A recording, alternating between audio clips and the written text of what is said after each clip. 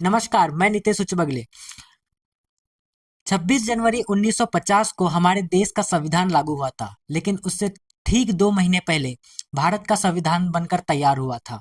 Doctor Bhimrao Ambedkar, जो कि प्रारूप समिति के अध्यक्ष थे, उन्होंने संविधान सभा को लंबी बहसों के बाद तैयार करके संविधान का प्रारूप तैयार करके सभा को सौंपा था। तब से लेकर आज तक लगभग 75 साल बीत गए और अब हम जो है 26 नवंबर को संविधान दिवस के रूप में मनाते हैं। तो आज हमारे साथ संविधान पर विस्तृत चर्चा करने के लिए वरिष्ठ अधिवक्ता मौजूद है, संजय खोब्रागड़े जी। इन्हें जो है संविधान रत्न से भी सम्मानित किया गया है। इनके अलावा हमारे साथ वरिष्ठ पत्रकार देवानंद मेश्राम जी भी है। वह भी अपने संविधान से जुड़े अनुभव साझा करेंगे। तो सर, बहुत बहुत स्वागत है आपका। आप सभी दर्शकों को भारतीय संविधान दिवस की हृदय जयंती की बहुत बहुत हार्दिक मंगल कामनाएं। जी। आप सभी को बहुत शुभकामनाएं। 26 जो नवंबर है संविधान दिवस की। और मैं चाहूँगा कि आप संजय खोब्रागड़े से शुरुआत करें। जी जी जी, बिल्कुल। तो अब हम जब संविधान की बात कर रहे हैं, तो संवैधानिक अधिकारों की तो हम सभी बात करते हैं। जब भी हम किसी मामले में चर्चा करते हैं, तो संवैधानिक अधिकारों की बात करते हैं कि हाँ भाई, कि इन अधिकारों का जो है उल्लंघन हो रहा है। लेकिन संवैधानिक मूल्य पर हम चर्चा नहीं कर पाते, और ऐसे में हम जो है मामले की गहराई तक नहीं पहुंच पाते। आप क्या सोचते हैं इस पर? आपका बहुत बेहतर सवाल है कि सभी लोग संविधान से उम्मीदें रखते हैं जी कि संविधान में जो प्रदत्त अधिकार है उन अधिकारों का हम उपयोग करें, जी। लेकिन वास्तव में उसके जो हमारे जो मूल्य हैं हम्म, उस मूल्यों के बारे में लोगों को अनजान भी रहते हैं, उस मूल्य के प्रति समर्पित भी नहीं रहते। जैसे कि भारतीय संविधान के अनुच्छेद 51 में यह है कि हम्म, भारतीय संविधान का हमें पालन करना है, और भारतीय संविधान का पालन करना है मतलब भारत की एकता, अखंडता और बंधुत्व और भाईचारा को स्थापित करने के लिए भारतीय संविधान के अनुच्छेद 51 क में लिखा गया। तो भारतीय संविधान का हम पालन करेंगे तो स्वाभाविक सी बात है उसके मूल्यों का हम पालन करेंगे। जी इस- जी। तो देश का संविधान जो है, उसे लागू हुए लगभग 75 साल बीत गए हैं। तो क्या आपको लगता है कि अंतिम पंक्ति में खड़े लोगों तक वहां पहुंच पा रहा है, उसके लाभ मिल पा रहे हैं संविधान के? अ, क्या है कि बगले जी, जैसा आपका सवाल है हम्म कि आज हम 26 नवंबर 2024 को हम्म, भारतीय संविधान की हम 75वीं वर्षगांठ मतलब हीरक जयंती का अवसर मना रहे हैं। जी। और इन 75 सालों में अंतिम व्यक्ति के भारतीय संविधान में जो प्रदत्त अधिकार है हम्म वो उन्हें प्राप्त हो पाए या नहीं हो पाए। हम्म बाबा साहब अम्बेडकर एक बड़े अच्छे शब्दों में कहते हैं, संविधान कितना ही अच्छा हो, हम्म, उसको चलाने वाले अच्छे नहीं होंगे तो जनता का भला नहीं होगा। और जी। संविधान कितना ही बुरा हो, उसको चलाने वाले अच्छे होंगे तो सभी जनता का भला होगा। भारतीय संविधान बहुत अच्छा है। दुनिया के अंदर में भारतीय संविधान के हम्म जो भारतीय संविधान है उसकी तारीफें करती है। और भारतीय संविधान के संदर्भ में यह है कि विश्व का विशालतम लिखित संविधान है, हम्म और लिखित संविधान है। और जो भारत का संविधान इसलिए बहुत बेहतर है क्योंकि हर 50 किलोमीटर में जातियां बदल जाती है, बोली बदल जाती है, वेशभूषा बदल जाती है, और उसके बाद भी इस भारत देश में विभिन्न जातियां, विभिन्न धर्म, विभिन्न वर्ग के लोग होने के उपरांत भी ये भारत एकता और अखंडता और बंधुत्व के हम्म आधारित बना हुआ संविधान है। अब बात है कि अंतिम व्यक्ति तक पहुंचने के लिए तो ये सरकार का अपना कर्तव्य है। हम्म सरकार की अपनी योजना है कि वो योजना का अंतिम व्यक्ति का लाभ क्यों नहीं पहुंच पा रहा। लेकिन वर्तमान समय में जो हम देखते हैं हम्म कि सरकार तो कभी भारतीय जनता पार्टी की रही, कभी कांग्रेस पार्टी की रही है, लेकिन लोग चुनाव जीतने तक वादे करते हैं, हम्म लेकिन चुनाव जीतने के बाद जैसा कि जनता को लाभ पहुंचाना चाहिए हम्म वैसा नहीं कर पाते। इसलिए अंतिम छोर व्यक्ति को ये भारतीय संविधान के तहत जो हम्म, उनके अधिकार है वो भी प्राप्त नहीं हो पाए, और इसकी वजह से वो समाज वंचित है आज भी। आज भी। आज भी जी उसमें एक चीज़ मैं और जोड़ना चाहूँगा। जैसे होता क्या है कि सरकारें जो हैं वो कोशिश ज़रूर करती हैं। हम्म ऐसा नहीं कि सरकारों ने प्रयास नहीं किए। जब से देश आज़ाद हुआ है हम्म और लगातार जो भी सरकार है हम्म वो प्रयास बखूबी करती है। लेकिन जैसे कि अंतिम व्यक्ति की बात हम करते हैं, तो चूंकि विधायिका जो है उसके नीचे कार्यपालिका काम करती है, और कार्यपालिका में जो बैठे हुए लोग हैं, हम्म कहीं ना कहीं उनकी तरफ से चूक होती है कि अंतिम छोर के व्यक्ति तक वो लोग सरकार की उन योजनाओं का लाभ नहीं पहुंचा पाते। अब चूंकि जैसा संजय जी ने बताया कि भारतीय संविधान जो है वो समता और समानता का अधिकार देता है। हम्म हम लोग देखते हैं, जैसे आज भी अ, हम बालाघाट जिले में रहते हैं। हम हम्म यहाँ देखते हैं कि कई ऐसे दूर दराज के गांव हैं जहाँ आदिवासी लोग रहते हैं, चाहे एससी एसटी की खास तौर से। उन तक सरकार की जो कई सारी योजनाएं हैं उनका लाभ नहीं पहुंच पाता। हम्म और जब खास तौर से एससी और एसटी समाज के लोग अपनी बातों को उठाने की बात जब करते हैं या प्रशासन में बैठे हुए लोगों तक पहुंचाते हैं, तो उन प्रशासनिक अधिकारियों के द्वारा उनकी आवाज को उतनी तवज्जो नहीं दी जाती जितनी मिलनी चाहिए। शायद यही वजह है कि अंतिम छोर में बैठे हुए व्यक्ति तक लाभ नहीं मिल पाता। और आप ये मानकर चल सकते हैं कि अंतिम छोर पर एससी और एसटी और अल्पसंख्यक वर्ग के कुछ लोग आज भी हैं। जी, तो इसी से जुड़ा मेरा एक सवाल रहेगा कि सर, जैसे आप ऐसी बात कर रहे हैं कि जो अधिकारी है या कर्मचारी है उन तक वो जो सरकार की स्कीम है उसको नहीं पहुंचा पा रहे, तो सर बतौर पत्रकार इसमें क्या भूमिका रहनी चाहिए? जैसे कि हम तो समय समय पर लगातार जो है, जो दूरस्थ इलाके हैं वहाँ जाते हैं और कोशिश ये करते हैं कि वहाँ जो जन समस्याएं हैं, खास तौर से जो अंतिम छोर की हम जो लगातार बात करते हैं, उनकी समस्याओं को लेकर के आते हैं, अखबारों में स्थान देते हैं और साथ में जो प्रशासन में बैठे हुए लोग हैं उनको इस संबंध में जानकारी देते हैं कि सर ये फलानी तहसील का फलाना गांव है और वहाँ इस तरह की समस्याएं हैं। आमतौर पर ये देखा जाता है कि जो छोटी छोटी समस्याएं रहती है उनका तो निराकरण हो जाता है, लेकिन जो बड़ी समस्याएं रहती है उनका निराकरण नहीं हो पाएगा। मैं आपको जो कटंगी तहसील क्षेत्र है उसके एक गांव का जिक्र करना चाहूंगा, जैसे वनग्राम कछार है। ये काफी वन विभाग ने अपनी सहूलियत के हिसाब से इस गांव को स्थापित करवाया था, बसाया था, लेकिन आज इस गांव के जो आदिवासी लोग हैं वो पीने के पानी को मजबूर है, बेहतर शिक्षा को। उस गांव का कक्षा 8वीं के बाद कोई भी बच्चा 9वीं तक शिक्षा अर्जित नहीं कर पाता। कारण यह है कि वहां से जो स्कूल है, हाई स्कूल, उसको वहाँ के बच्चों को हाई स्कूल की पढ़ाई करने के लिए 10 किलोमीटर की सफर करना पड़ता है। उसमें भी रोड बहुत खराब है, बरसात के समय बहुत हालत खराब रहती है। एक कटंगी तहसील क्षेत्र का गांव है यहाँ, खैरलांजी गांव, जहाँ की आप अगर हालत देखेंगे वहाँ प्रधानमंत्री ग्राम सड़क योजना के तहत सड़क बनी, लेकिन एक पुल आड़े आ गया।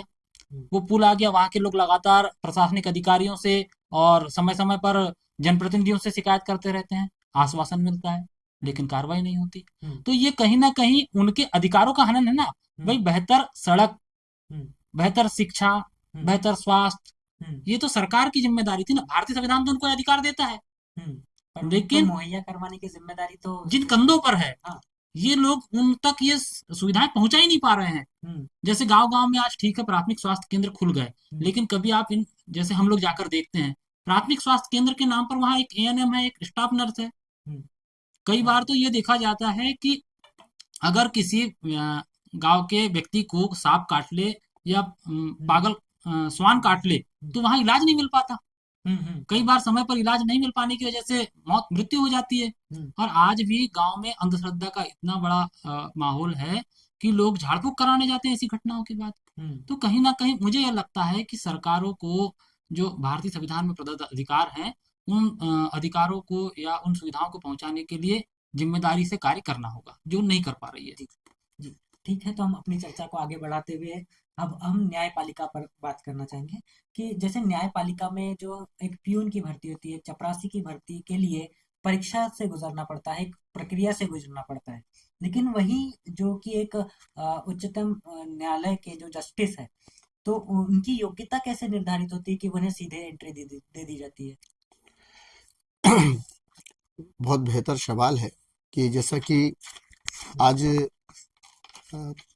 भारत देश में यूपीएससी की एग्जाम होती है कि किसी कलेक्टर को नियुक्त करना है तो भारत संघ लोक सेवा आयोग उसकी एग्जाम कराता है। और कलेक्टर जो होता है वो क्या करते हैं कि कलेक्टर एक जिले के लिए प्रमुख होता है और एक कलेक्टर जिले के प्रमुख होता है, लेकिन पूरे प्रदेश के लिए जो हाई कोर्ट नियुक्त है, प्रदेश में एक हाई कोर्ट होता है, उसकी चीफ जस्टिसों की नियुक्ति, उसकी एग्जाम नहीं होती, उसकी एग्जाम नहीं होती। सुप्रीम कोर्ट के जो चीफ जस्टिस है उसकी नियुक्ति नहीं होती।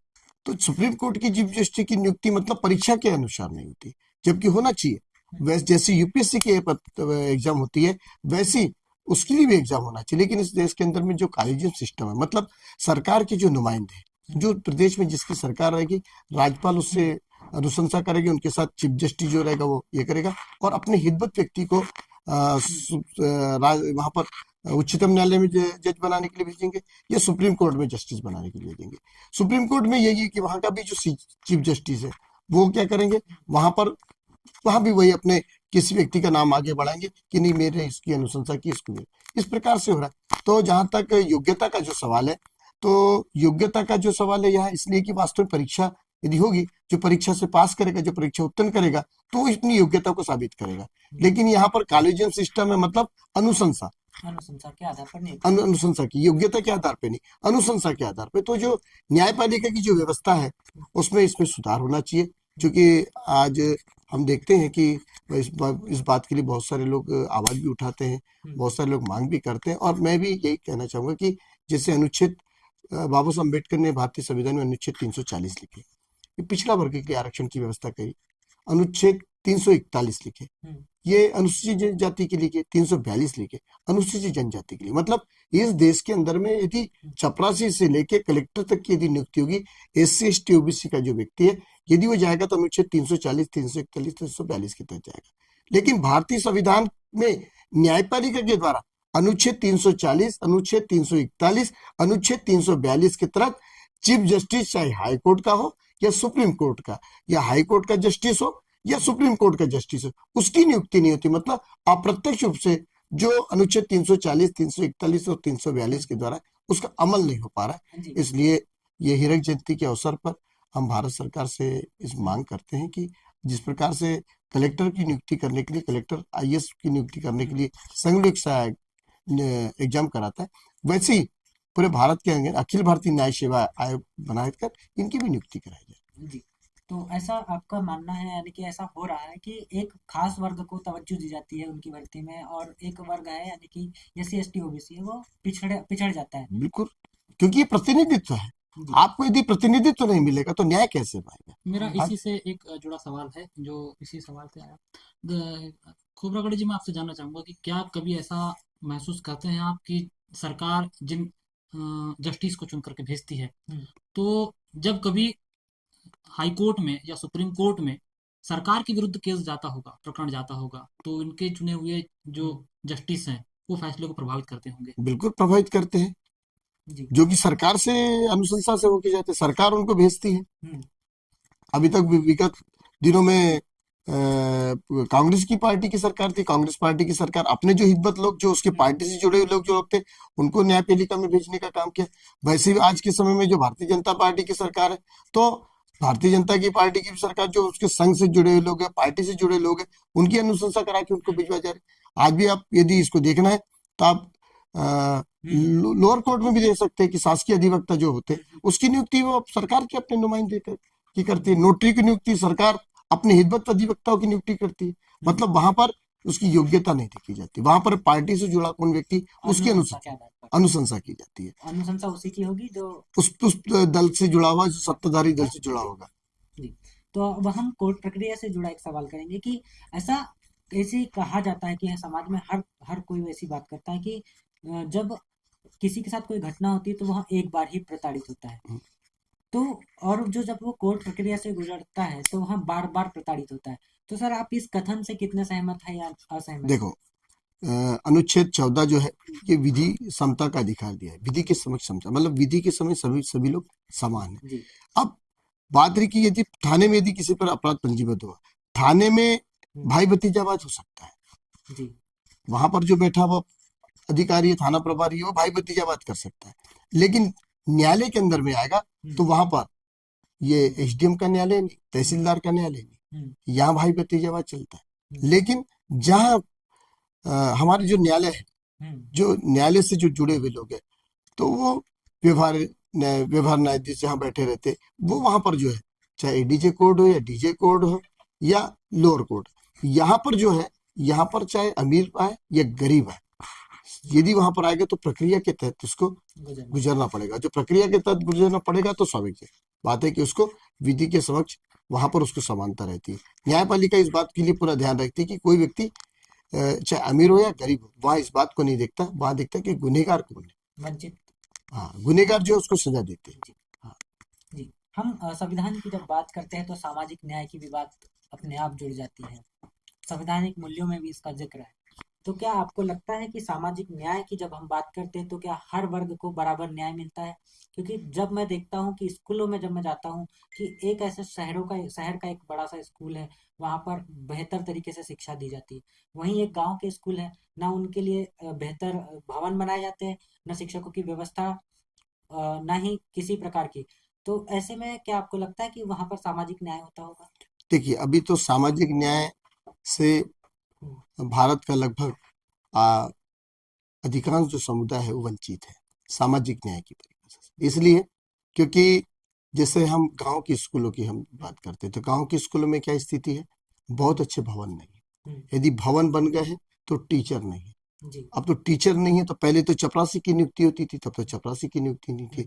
शिक्षकों की पूरी नियुक्ति नहीं है।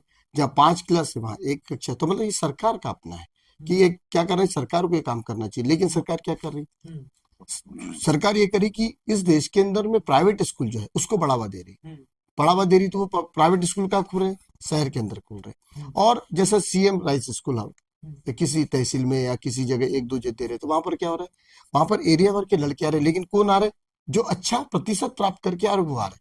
अब अच्छा प्रतिशत कौन प्राप्त कर पाएगा, जो संपन्न वर्ग का व्यक्ति रहेगा, जो स्कूल में उसका अपने पुत्र को स्कूल में पढ़ाएगा, ट्यूशन पढ़ाएगा, उसको अच्छी पुस्तकें उपलब्ध कराएगा, वो व्यक्ति जाके सीएम राइस स्कूल जैसे में पढ़ पाएगा। लेकिन जो गरीब का बेटा है वो वहां से वंचित हो जाता है। इसलिए जो सामान्य न्याय की जैसा शिक्षा में, स्वास्थ्य में वैसे ही है। हम्म, स्वास्थ्य में क्या है, आज हम यहाँ थे, जो डॉक्टर एमबीबीएस डॉक्टर जिस हॉस्पिटल में नौकरी करता है वो अपने बेटे का इलाज वो हॉस्पिटल में नहीं कराता।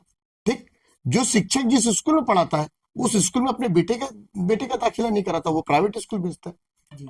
तो इस प्रकार से जो सामाजिक मतलब उसको ये मालूम है, शिक्षक को ये मालूम है कि मैं जिस स्कूल में पढ़ाता हूँ वहां मैं न्याय नहीं कर पा रहा। डॉक्टर को ये मालूम है कि जिस हॉस्पिटल में इलाज कर रहा हूं वहां पर या तो मैं अच्छा से इलाज नहीं कर पा रहा, जब मैं नहीं कर पाऊँ तो और मेरे बच्चों का इलाज नहीं कर पाएंगे, या सरकार बहुत अच्छी दवाई नहीं।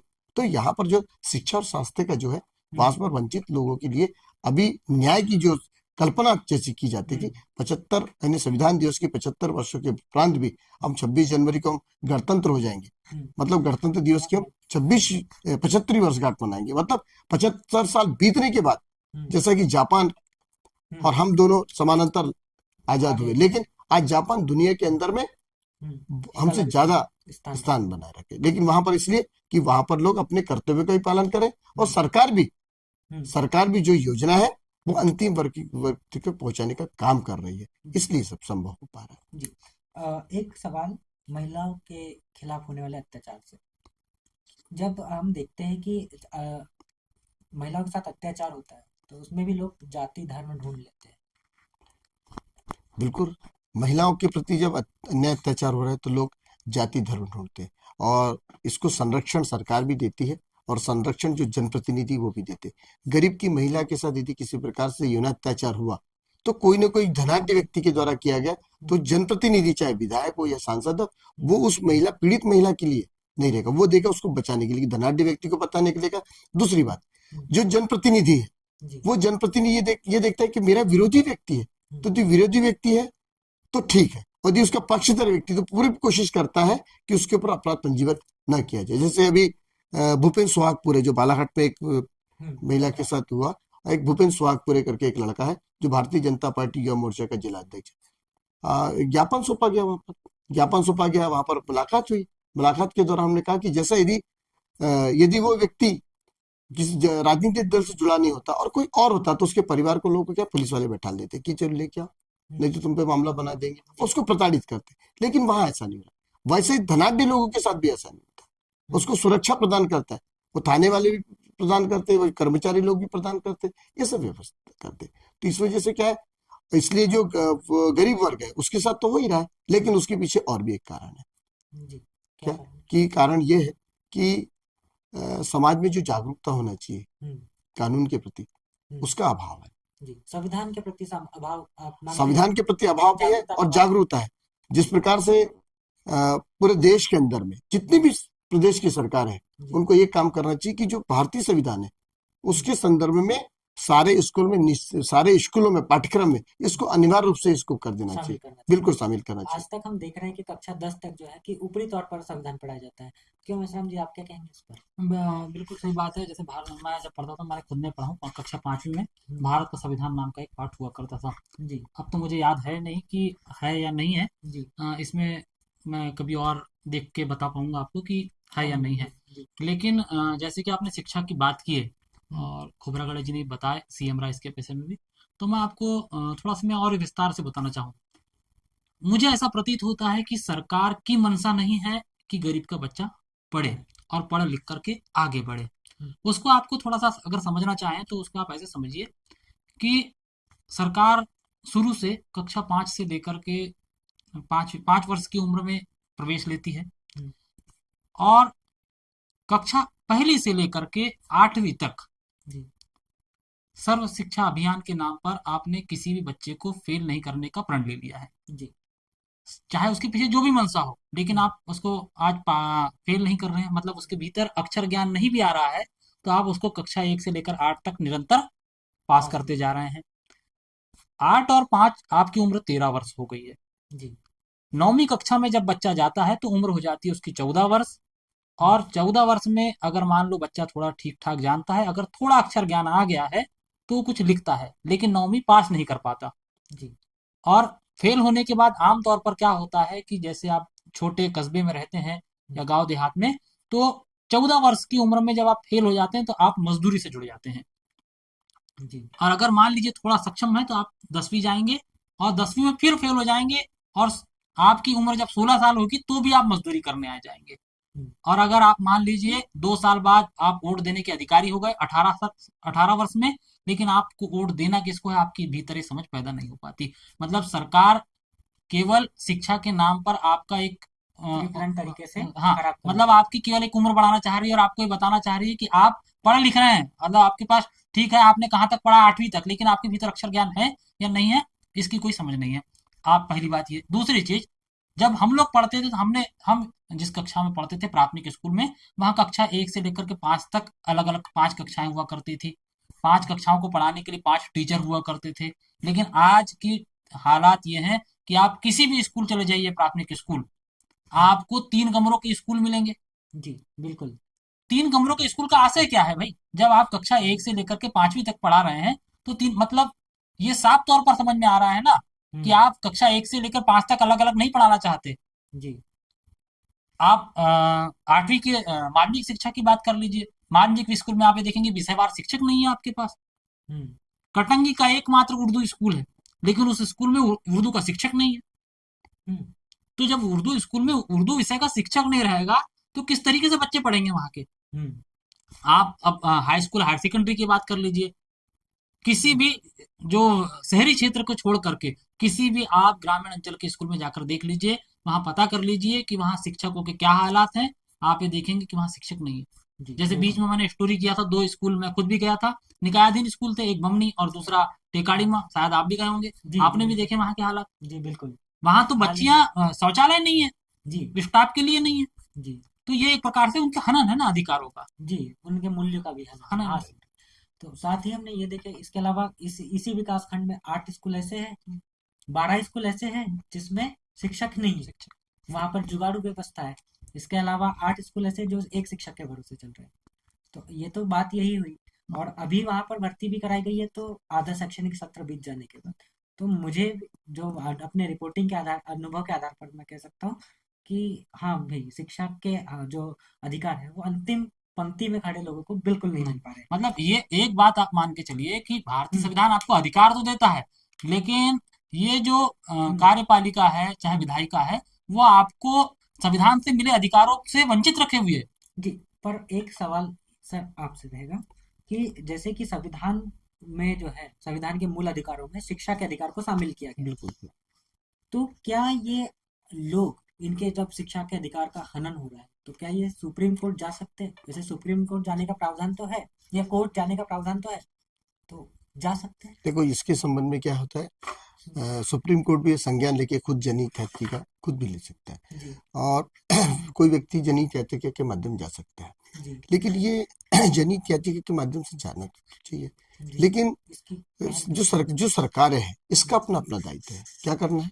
जो सरकार जो है, जो भी सरकार प्रदेश की जो भी जिन प्रदेशों से, उनका अपना नैतिक दायित्व है। जी तो उसके अपने नैतिक दायित्व का निर्वहन नहीं, तो फिर नैतिक दायित्व का जो निर्वहन नहीं, तो अनुच्छेद 330 और 332 के तहत हम्म, अनुसूचित जाति जनजाति के सांसद जीत के जा रहे हैं, पिछड़ा वर्ग के सांसद जीत के जा रहे हैं। मतलब वंचित कौन है?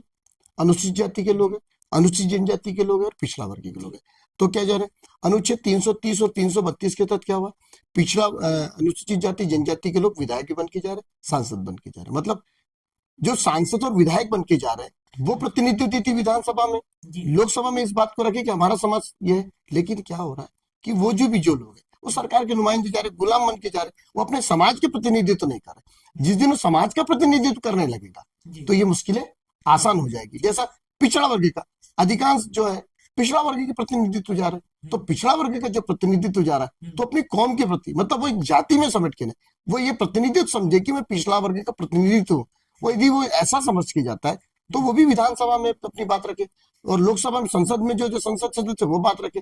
तो जो प्रतिनिधित्व है वो अपनी बेहतर प्रतिनिधित्व नहीं हो रहे। उसके पीछे बेहतर प्रतिनिधित्व नहीं होने की वजह का कारण भी है कि जब चुनाव आता है हम 4.5 साल हम 364 दिन 4 साल 364 दिन अपने पैसों का खाते हैं, लेकिन एक दिन हम क्या करते हैं, चंद पैसों में बिक जाते हैं और बिक कर अपने वोटों को जो ऐसे लोगों को बेचते हैं, वो जब खरीदता है और प्रतिनिधित्व बन के जाएगा तो फिर जो आपके पैसों से वो अपने पैसों से वोट खरीद के प्रतिनिधि बन के जाएगा तो आपके भले के बारे में कहा। जैसा अभी किसान आंदोलन लोग कर रहे हैं, तो किसान लोगों ने बहुत थोक के भाव वोट दिए, लेकिन आज परिस्थितियां हैं, मतलब आप उनको भी मालूम प्रतिनिधि को आपने वोट क्या पैसे अब योग्यता के आधार पर थोड़ी दे रहे, आप तो चंद पैसों के लिए दे रहे। और हर आदमी मतदाता बिकाऊ नहीं है, लेकिन सबसे ज्यादा देखते हैं कि चुनाव आता है तो ट्राइब की ओर लोगों का ध्यान रहता है, शेड्यूल कास्ट के लोग ध्यान देता है, शेड्यूल ट्राइब के नेताओं पर ध्यान रहता है, शेड्यूल कास्ट के नेताओं पर ध्यान रहता है। और यही नहीं, और लोग कभी बर्तन भांडे कपड़े लत्ते इसमें सब बेच करते हैं और प्रभावित करते हैं। तो ये लोग प्रतिनिधित्व जो आ रहा है उसकी वजह से हमारा बेहतर प्रतिनिधित्व होगा, बेहतर अपनी मांग रखेगा, और जब सरकार के सामने अपनी मांग को रखेगा तो अंतिम व्यक्ति को उसका लाभ मिल पाएगा। जी, मैं एक अपना अनुभव शेयर करना चाहता हूँ और उस पर आपकी प्रतिक्रिया चाहूंगा। और चूंकि आप इस मामले से जुड़े रहे हैं, मैं जब भंडारा विधानसभा की रिपोर्टिंग कर रहा था उस दौरान मैं लोगों से बातचीत कर रहा था खैरलांजी हत्याकांड को लेकर के, जो साल 2006 में हुआ। तो आज भी उस गांव के मतलब गांव के नहीं, उस पूरे जिले के लोग ऐसा मानते हैं कि ये पर्टिकुलर समाज की वजह से जो है कि ये आंदोलन हुआ और इस तरह की चीजें हो रही है, तो हम उनकी जाति के लोगों को वोट नहीं करेंगे। तो ऐसा हमें देखने मिल रहा है जब हम जो संविधान की जो है 75 संविधान को लागू हुए 75 साल होने वाले हैं, तो अब कैसे देख रहे हैं इसे?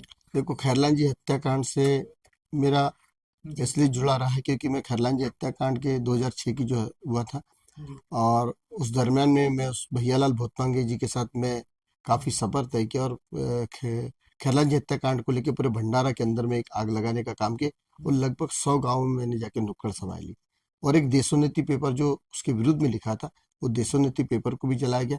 और उसके बाद जब भंडारा के अंदर में जी वो उसके बाद में एक पूरे प्रदेश और पूरे देश के अंदर में तो बहुत सारे लोगों ने इस आंदोलन में भाग लिया, और उसका परिणाम भी आया। परिणाम ये आया कि उसको उसको लोअर ने सजा दे दी थी। उस जिन लोगों ने कांड किए थे बेटी के साथ, उसकी माँ के साथ, बेटे के साथ, इस प्रकार से जो जघन्य हत्याकांड हुआ था वो देखते बनता था। उसमें से भैयालाल एक जो भोतमांगे था वही बच पाया था। और जो लोगों का जो माहौल है, क्योंकि अन्याय अत्याचार के विरुद्ध में चाहे कोई भी कौम हो, शेड्यूल कास्ट का हो या शेड्यूल ट्राइब का, ओबीसी का, कोई भी हो, कोई महिला हो कोई पुरुष हो, यदि जघन्य हत्याकांड हुआ है तो उसके विरुद्ध में आंदोलन करना चाहिए। तो सिर्फ एक जाति के विरुद्ध में नहीं, लेकिन जो सामंतवादी जो लोग हैं जिनके विरुद्ध में आंदोलन किया गया था वो ओबीसी वर्ग के लोग थे, तो उनको ऐसा लगा कि हमारे विरुद्ध में आंदोलन, ऐसा नहीं है। आंदोलन उसके विरुद्ध में, क्या शोषण करने वाले के विरुद्ध में आंदोलन होना, किसी जाति विशेष के विरुद्ध में आंदोलन नहीं होता, जो ऐसा मानते हैं। लेकिन क्या ये देश है, सब चली जाती है पर जाति जाति नहीं, जाति जाति नहीं, सब चली जाती, जाति नहीं जाती, अहम चला जाता है। आदमी की मौत हो जाती है लेकिन आदमी जन्म देता है तो जाति में और मरता है तो जाति में। तो ये जाति नहीं जाती, इसलिए जो इस जातिवादी जो व्यवस्था हमारे दिलो दिमाग में जो बैठी हुई है, ये व्यवस्था जब तक जाति विहीन समाज नहीं बनेगा, और जब हम लोग जाति विहीन समाज बनाने की, तो ये भारतीय संविधान की रचना की समता, स्वतंत्र, बंधुत्व और भाईचारा, बाबा साहब अम्बेडकर ने जो संविधान लिखे तो किसी को प्रत्यक्ष रूप से अधिकार दिला तो किसी को अप्रत्यक्ष रूप से दिला। मतलब एससी एसटी ओबीसी के लोग को प्रत्यक्ष रूप से दिला और अप्रत्यक्ष रूप से सामान्य वर्ग को दिला। मतलब आज चाहे स्कूलों में हो, किसी भी स्कूल में सभी वर्ग के लोग शिक्षक हो सकते, विद्यार्थी हो सकते। हॉस्पिटल है तो वो किसी उस बेड में, ये जरूरी नहीं कि एससी एसटी ओबीसी का बैठेगा, सभी वर्ग के लोग उस बेड में जाएंगे, उस डॉक्टर से दवा कराएंगे, डॉक्टर भी सभी वर्ग के लोग हैं। मतलब यहाँ ये नहीं, लेकिन हम ऐसी मानसिकता बना के रखें। जी तो ऐसी मानसिकता जब बना के रखें तो इस मानसिकता के पीछे भी सरकार भी जिम्मेदार है, आप समाज भी देखो। समाज भी जिम्मेदार, दोनों जिम्मेदार। तो हमारे साथ बातचीत करने के लिए बहुत बहुत शुक्रिया। आज हमने जो है संविधान के मूल्यों पर बातचीत की, संवैधानिक अधिकारों पर बातचीत की, और संविधान से जो अभी भी जो खामियां हैं उस पर जो है अधिवक्ता संजय खोब्रागड़े जी ने जो है प्रकाश डाला। और साथ ही मैं धन्यवाद देना चाहूँगा साथ ही पत्रकार और सीनियर जर्नलिस्ट देवानंद मेश्राम जी का, जिन्होंने जो शिक्षा को लेकर जो हमें जो जरूरी बातें बताई, जो खामियां बताई, उसके लिए बहुत बहुत धन्यवाद। और हमारे साथ जुड़ने के लिए बहुत बहुत धन्यवाद।